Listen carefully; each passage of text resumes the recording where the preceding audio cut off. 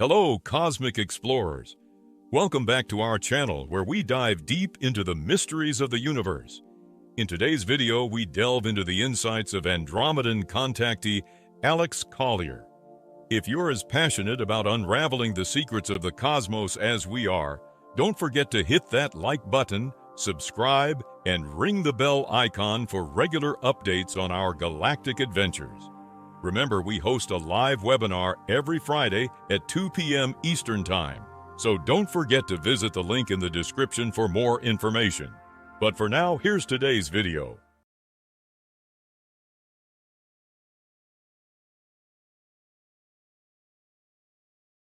When you say that 3D technology will disappear when we get to fourth, does that also include all the technology like nanobots, black goo, etc. they put into the shots and chemtrails?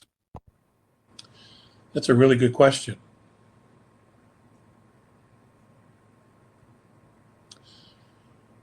It's my understanding that as we move higher and higher into fourth density, those third density physical attachments will disappear. They will evaporate because they don't vibrate at the same frequency. Now, there may be some crossover into lower fourth, but there will be a point, depending upon the frequency and vibration of one's soul, where your physicality will change and all that stuff will just disappear because it cannot hold the resonance of the frequency of your soul when you find yourself in a higher dimension. It's my understanding that that's exactly how it works. The only thing that may survive, and to a degree does, will be your DNA. But then again, as you jump from third into fourth and you rise in fourth density frequency, your DNA will begin to expand in order to hold your light, the more light that you contain. And when you move into fifth, you're going to have at least 6 strands or more turned on. Now, let's go back to, well, several things. I'm not going to repeat this again, but the Blue Brain Project in Switzerland involving the multidimensional structures in the brain. But if you can remember several years back, during a webinar, I presented to you information regarding people who had near-death experiences. And there was a group of people in Australia, specifically Australia, that had gone through near-death experiences. And some of these folks had been dead for hours, and they woke up in the morgue. Others for a few minutes, others for 30 minutes, some for an hour.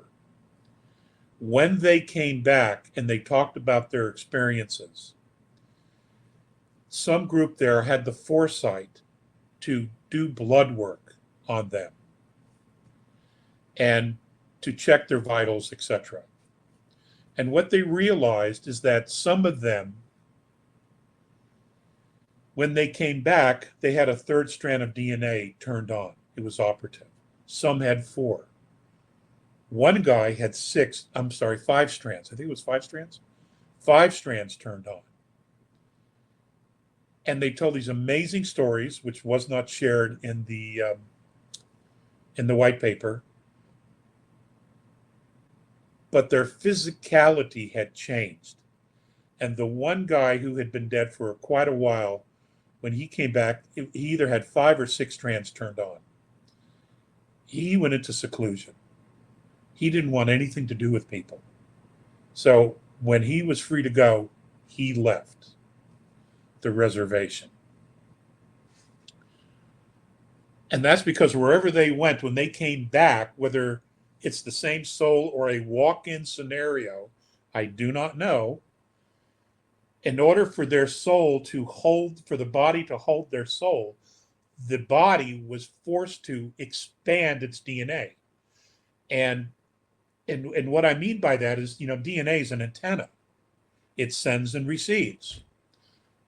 Well, when you have 3 strands on, you hold a lot more frequency. When you have 4, you hold 4 times as much frequency. etc., etc., etc. So that's what happened. Their bodies adjusted to their soul's new frequency as it entered back into the body. The other thing is that it disproved brain dead and all that stuff. And I know they still teach that in medical schools, that if you're dead for so long, you're a vegetable, if it bring you back. That is not at all necessarily true. But that information's out there. I do not recall which webinar that was. I think I was still at the library when I shared that. So that'd be 16, 17, 18, maybe 19. 16, 17, 18. 2016, 17, or 18. Anyway, somebody here might remember that.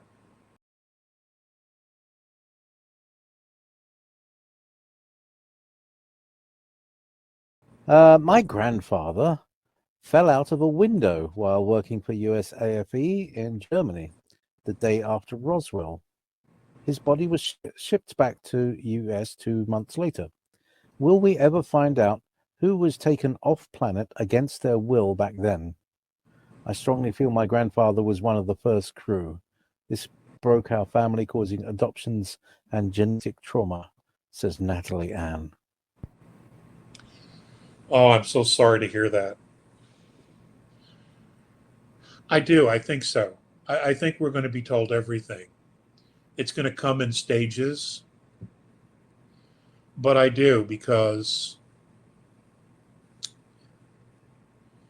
in healing genetic lines, it's imperative that the truth of our ancestors be told to the best of our ability.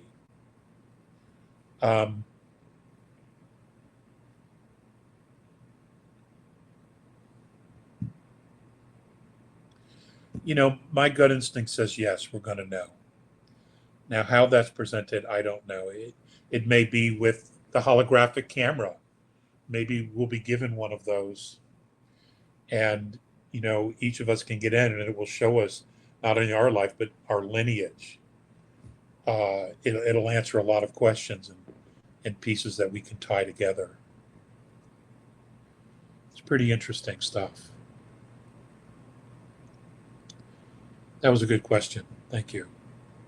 As we come to the end of today's cosmic journey, we hope you're leaving with a mind full of wonder and curiosity.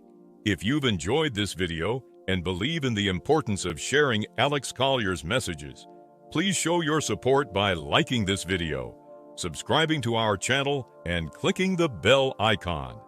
This simple act goes a long way in ensuring that this knowledge reaches others searching for these cosmic truths. Also, remember to leave your thoughts, experiences, or questions in the comments below. We do read all the comments. Until next time, keep looking up and questioning the universe. Stay curious, fellow cosmic explorers. If you would like to see the Andromedan contactee Alex Collier live via video stream, we hold a live online seminar every Friday at 2 p.m. Eastern Time. For more information on upcoming live webinars, please visit alexcollier.org.